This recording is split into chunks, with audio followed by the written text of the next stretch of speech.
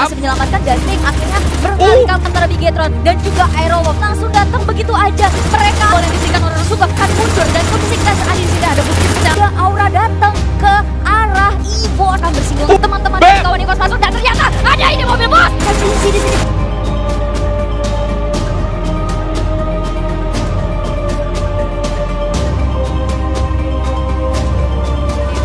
Yes, dan nampaknya untuk map Purgatory ini bakalan banyak banget tim yang bertabrakan. Tapi kalau misalkan gue lihat ya, dari tim EVOS, mereka seperti biasa di comfort drop pointnya mereka yaitu di arah Mod House, nggak bakalan ada gangguan. Dan untuk tim Boss Nightmare, biasanya kalau Mod House diambil alih sama tim EVOS, mereka bakalan turun di arah Brasilia. Dan betul, gak pakai lama kali ini Brasilia sangat ramai sekali ya. Untuk tim The Prime juga gak bakalan ada niat untuk nabrak tim EVOS di awal-awal karena memang dari ada tim Boom mereka turun di arah Crossroad duluan. Dan untuk Rosugo dekat sekali dengan satu Blue Zone di sana. Dan masih ada tim Aerowolf juga yang ada di arah Lumbermill. Nah, ini bakalan jadi salah satu move rotation yang sangat enak sekali buat tim Rosugo, di mana mereka biasanya turun di arah Forge, mereka bakalan lanjut ke arah campsite mungkin nanti buat ambil lootingan Blue Zone dan mereka bisa lanjut lagi ke arah skill lodge misalkan mereka mau ketemu sama tim Dunia Games. Yes, tapi kalau misalnya gue nge-rewind sedikit omongan lu soal Rosugo. Rosugo sendiri ini adalah salah satu tim yang benar-benar butuh banget poin. Dan kalau misalkan mereka mengambil drop zone yang dimana itu masih mepetan sama tim orang, ini bakal jadi hal yang menurut gue buruk. Tapi kalau misalnya kita lihat untuk di pulau bawah sebenarnya cukup rame juga.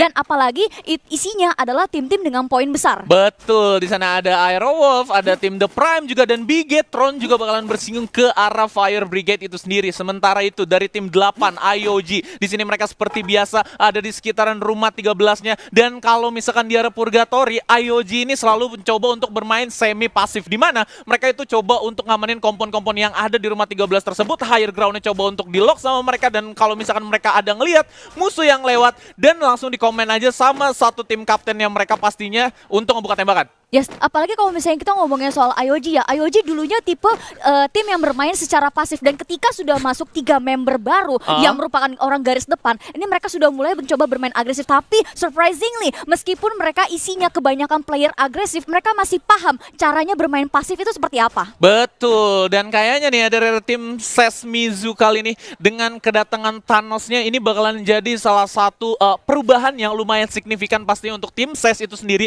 Karena mereka itu pada saat di awal match day, pada saat di match day 1 sampai ke 4 itu mereka tuh lumayan dominan kalau misalkan gue lihat Bigel ya, karena mereka tuh selalu ada di posisi 1, 2, 3, dan 4. Jadi gue jarang sekali ngeliat tim SES itu ada di arah peringkat bawah. Dan untuk tim Aerowolf kali ini mereka udah selesai melakukan satu looting di arah Lumbermill itu sendiri, dan nampaknya mereka bakalan langsung ke arah next checkpointnya mereka, yaitu di arah Fire Brigade. Dan di Fire Brigade ada tim Bigetron. Kalau misalkan gesekan ini terjadi, bakalan ada fight besar terjadi di arah pulau kedua. Yes, dan apalagi kedua belah pihak tim ini tim yang sama-sama butuh poin. Aerowolf butuh poin untuk setidaknya konsisten, sedangkan Bigetron Bigetron Beat itu mereka butuh poin setidaknya untuk masuk ke top dari potnya. Top dari potnya ya, karena memang dari tim Bigetron itu sendiri lagi ada di posisi bawah. Mereka lagi ada di bottom table. So, buat tim Bigetron, let's go. Kalian harus cari point kill, atau kalian bisa dapetin PP yang maksimal, atau kalian juga bisa mencoba untuk killing steal kayak apa yang tadi EVOS lakukan di arah map yang pertama. Sementara itu tim Bigetron,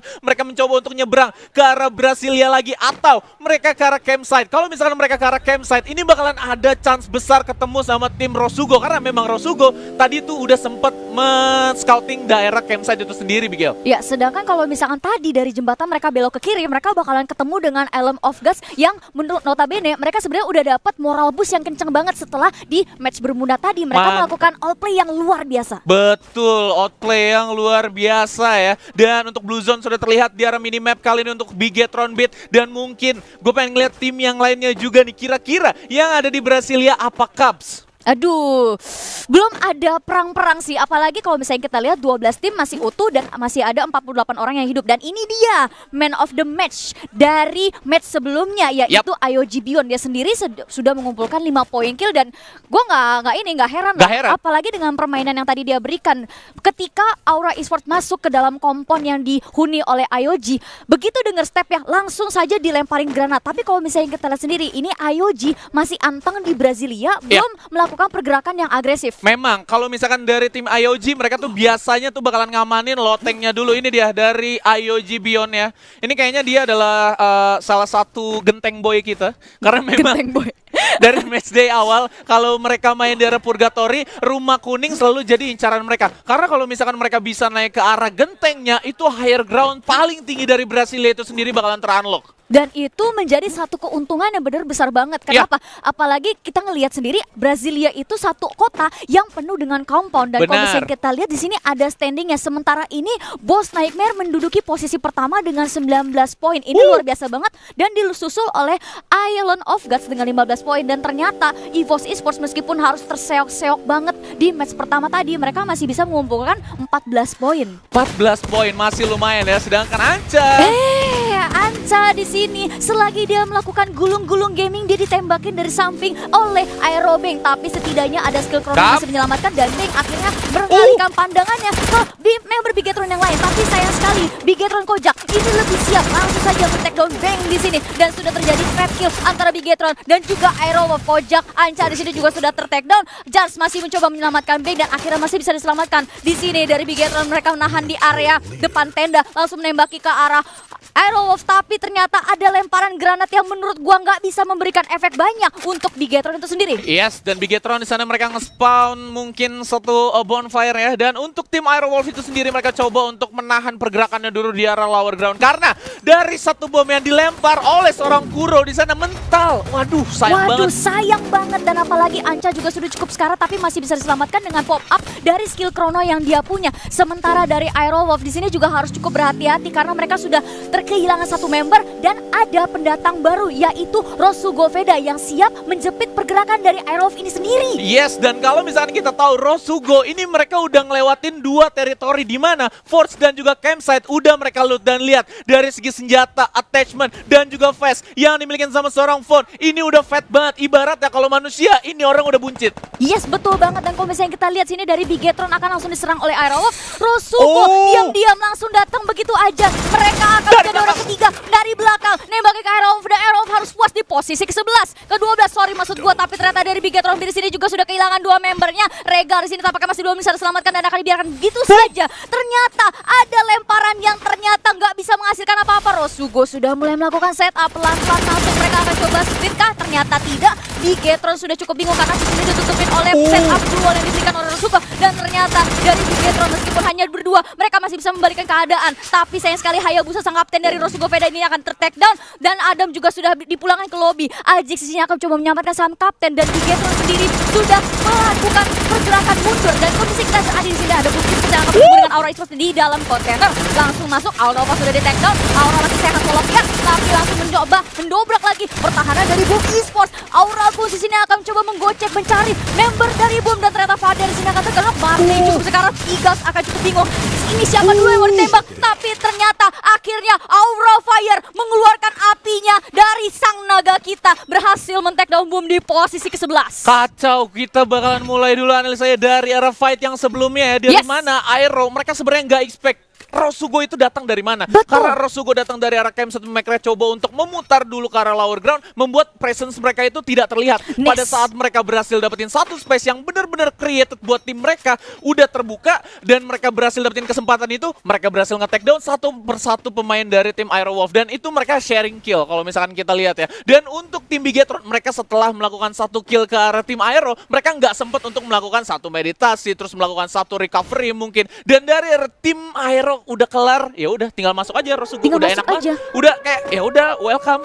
Welcome to the jungle, dan apalagi Bigetron sendiri juga sudah cukup pincang. Ini benar-benar kesempatan emas yang dimiliki oleh Rosugo Veda, sekaligus ini yang mereka butuhkan. Iya, dan apalagi dari tim Bigetron juga tadi kalau nggak salah ada sekitaran 2 orang yang HP-nya emang nggak proper banget kalau misalnya mau diajak fight yang kedua kalinya. Dan untuk tim Aura, mereka tuh sangat bagus sekali. Kenapa? Karena mereka itu coba untuk defense di arah rumah Tayonya tuh lumayan lama. Kiting atau buying time yang mereka lakukan itu sangat lama sekali, sehingga dari tim Boom untuk melakukan rush ke arah satu rumah Tayo aja itu susah banget. Mereka sampai ngebuang glue wall di luar tuh banyak banget, Bigel, kalau misalnya kita tadi lihat. Yes, dan mereka benar-benar ketahan banget. Ini yang dimanfaatin oleh Aura. Mereka langsung untuk mencari setidaknya satu lubang yang bisa mereka jadikan sasaran untuk dihajar ke arah Boom itu sendiri. Yes, dan untuk tim Boss Esport kali ini mereka coba untuk naik dulu ke atas loteng. Nah ini enaknya, kalau loteng rumah kuning di arah paling atas udah tinggi, terus banyak patahannya. Jadi kalau misalkan kita ditembakin dari beberapa sisi, itu bakalan ngedukung lu buat ngelakuin satu proning.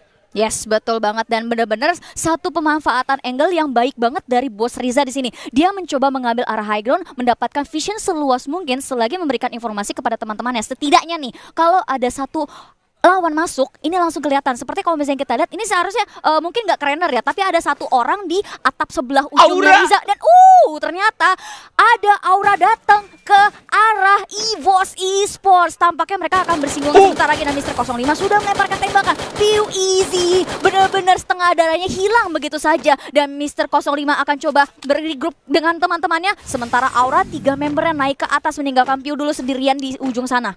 Iya, mereka coba untuk ambil higher ground dulu, dan mereka juga udah ngamanin satu zipline-nya untuk melakukan satu escape point. Dan mungkin dari tim Aura, ini bakalan jadi advantage buat mereka. Ya, betul sekali, dan Amex sudah membuka tembakan karena dia melihat Mr. 05 terlebih dahulu yang berada di arah lower ground. Dan langsung saja Mr. 05 menyadari ternyata di arah high ground ada banyak orang. Dia akan coba tarik ulur sedikit demi sedikit sambil menunggu teman-teman dan kawan EVOS masuk. Dan ternyata ada ini mobil bos, masuk aja Pak Eko. Langsung ditembak, ditabrakin. Ternyata Father nggak bisa selamat, akan ditembakin begitu saja dari Abu arah belakang. Dan ternyata dari EVOS berhasil men-secure 1 poin kill pertama. Sementara Aura di sini cukup pincang. Ternyata Amek sang garda terdepan harus terkenok di sini, gak bisa berbuat banyak. Sedangkan Piu juga menyusul. Tersisa Gun sendirian yang akan berhadapan dengan 4 member EVOS. Dan ternyata Aura Esport sang naga harus mengakui kebesaran sang kucing di sini. Yes, Kitty saat ini benar-benar sangat marah sekali. Kenapa Kitty disebut? Kenapa Kitty? Kenapa Kitty? Kucing.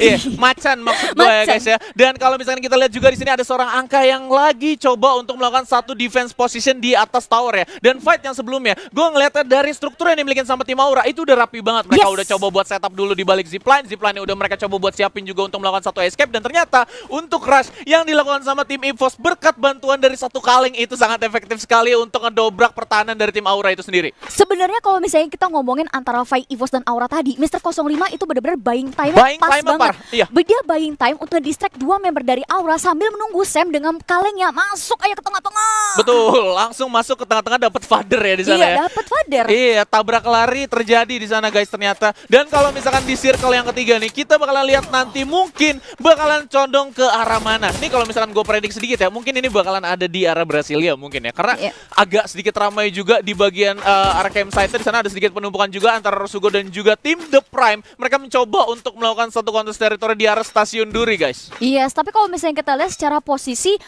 untuk Rosugo menurut gue masih lebih nyaman. Mereka dapetin pinggir circle-nya dan mereka tugasnya cuma secure objektif aja. Udah dapat pinggir circle, tahanin The Prime, ya udah anteng-anteng aja sambil ngirim satu membernya yaitu Von untuk cari kompon next checkpoint. Untuk cari kompon next checkpoint. Nah, ini di sini ada sekitaran banyak banget tenda-tenda yang bisa mereka amankan dan danger zone juga udah terlihat. Ada satu objektif yang harus dilakukan sama tim Rosugo, yaitu jangan kasih tim The Prime untuk masuk ke arah atas. Karena kalau misalkan tim The Prime udah masuk ke arah atas dan mereka coba untuk fight di arah higher groundnya tim Rosugo, ini mereka punya chance untuk kalah. 3 lawan 4 lagi bakalan terjadi. Yes, 3 lawan 4 dan apalagi kita tahu The Prime adalah salah satu tim yang kalau udah komit nabrak ini bener-bener firepower kencang banget. Betul, dan nampaknya untuk Hayabusa sendiri mereka mencoba untuk ngebagi satu angle view-nya. Hayabusa coba untuk tahan dulu angle view-nya di arah tim The Prime dan mereka berdua ngebagi lagi satu jobnya dari seorang Von untuk ngamanin beberapa kompon lagi di arah depannya. Dan untuk seorang Ajix di sini coba untuk ngebantu seorang Hayabusa ya. Yes, dan sedangkan dari Rosugo bener-bener ini ya kekeh nyicilin arah The Prime dan TP kesel, pasti udah kesel banget sedikit demi sedikit health point-nya dicicil nih sama Rosugo Veda. Iya, bener-bener walaupun dia udah centang ya kan verified sebenarnya nggak ngaruh juga sih. Kalau lu ditembak ya udah. Ditembak ya udah kena aja. Pedes-pedes aja. Diras. Yes, langsung saja akhirnya The Prime memutuskan untuk ngeras ke arah Rosugo Veda, tapi ternyata Rosugo Veda cukup kaget akhirnya coba narik mundur ke arah tenda. Di sini ada Papa Glue yang dilakukan oleh Heyu, bener-bener nice banget memblokir bom yang dilempar oleh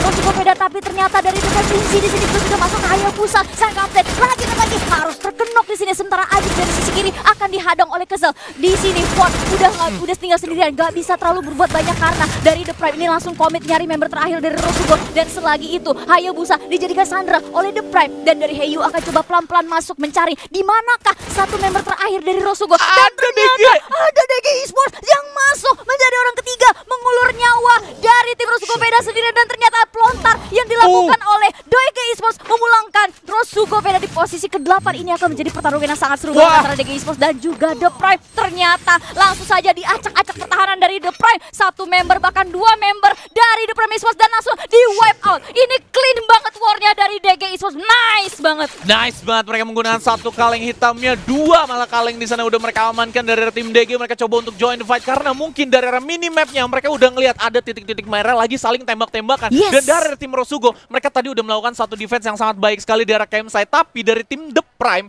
mereka lumayan lama untuk eksekusi. Mereka udah berhasil dapetin info bahwa hanya ada dua orang aja di arah campsite dan satunya lagi dari seorang phone. Mereka dikirim ke depan untuk ngamanin beberapa trailer ya yang ada di arah campsite. Kan di sana ada tumbuhan trailer. Jadi mungkin mereka dikirim duluan dan akhirnya dari tim Rosugonya itu bisa nge-regroup lagi jadi 3 orang. Mungkin kalau misalkan 2 lawan 4 itu bakalan ada advantage besar di arah tim The Prime dan The Prime bakalan lebih cepat untuk melakukan satu clean up ke arah tim Rosugo. Betul, dan dari The Prime sendiri mereka nggak expect tiba-tiba DG datang. Kalau misalnya kita lihat di sini ternyata dari Sesmizu akan berhadapan dengan EVOS Esports. Skill Chrono sudah diaktifkan tapi ternyata belum bisa menghasilkan apa-apa. Sedangkan untuk dari EVOS akan memberikan tembakan demi tembakan ke arah Sesmizu di sini. Sepertinya akan terjadi tarik ulur nih Fiskaloid. Yes, dan nampaknya untuk Thanos juga udah mempersiapkan double vector-nya juga dari arah angle kanan di sini. Abu coba untuk melakukan satu jump shot. Grenade berhasil mendukung seorang Jojo tapi lanjut di sana. Yes, Jojo di sini tampaknya masih belum bisa diselamatkan. Di sisi lain ternyata ada terjadi peperangan antara IOG dengan Boss Sniper dan ternyata di sini Mr. 05 akan di take down. Ada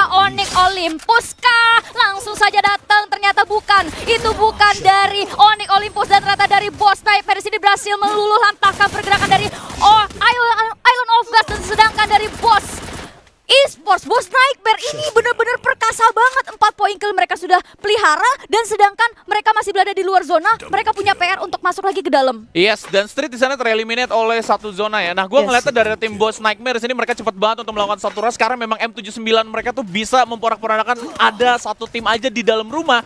Itu ada M79 yang coba untuk incoming di satu room itu udah susah ngebuyarin mereka pasti struktur tim yang mereka punya di sini dari tim IOJ dan mereka adalah dua tim yang sangat lama sekali standby di arah Brasilia 57 dan juga 13. Dan untuk tim DG, mereka bakalan coba untuk masuk duluan ke arah circle-nya. Dan kalau misalkan kita lihat juga Azriel dengan menggunakan satu baretanya di sana mereka berhasil ngenotis pergerakan seorang Abu dan kawan-kawan. Yes, kalau misalnya kita ngeliat tuh secara posisi ini DG Esports benar-benar enak banget. Mereka berada di pinggir dan mereka punya high ground-nya. Ini menjadi keuntungan di mana high ground yang mereka miliki ini bisa ngelihat ke arah Boss Sniper sekaligus ngelihat member terakhir dari Esports Esports. Yes, dan ternyata Boss pun kayaknya ini bakalan langsung jadi incaran untuk tim DG itu sendiri. DG berhasil dapetin higher ground-nya. EVOS bakalan langsung let it go gitu aja. Teman-temannya untuk ke arah alam semesta. Nggak bakalan kasih poin kill sama sekali. Boss juga kayak di sini nggak bakalan bisa naik kayaknya, Miguel. Yes, dan ternyata sudah ada Faiz yang berjaga dari arah kiri oleh Boss Sniper. Langsung saja memberikan tembakan mencicil sembari menunggu teman-teman ada DG Esports yang menghantam dari arah high ground. Azri di sini akan mencoba berlawanan dengan Boss FK, tapi ternyata Azri akan terkena di sini. Pertarungan semakin memanas. Boss Fearless tanpa rasa takut langsung maju menghadang pergerakan dari DG Esports. Posisinya akan coba gocek turun lagi ke bawah melihat pergerakan, tapi ternyata dari Boss Sniper berhasil mendapatkan Booyah di match kedua Purgatory hari ini. Mantap sekali Boss Nightmare. Berhasil dapetin Booyah. Lagi. Double Booyah untuk matchday ke-8 oleh Boss Nightmare. Luar biasa sekali. Luar biasa high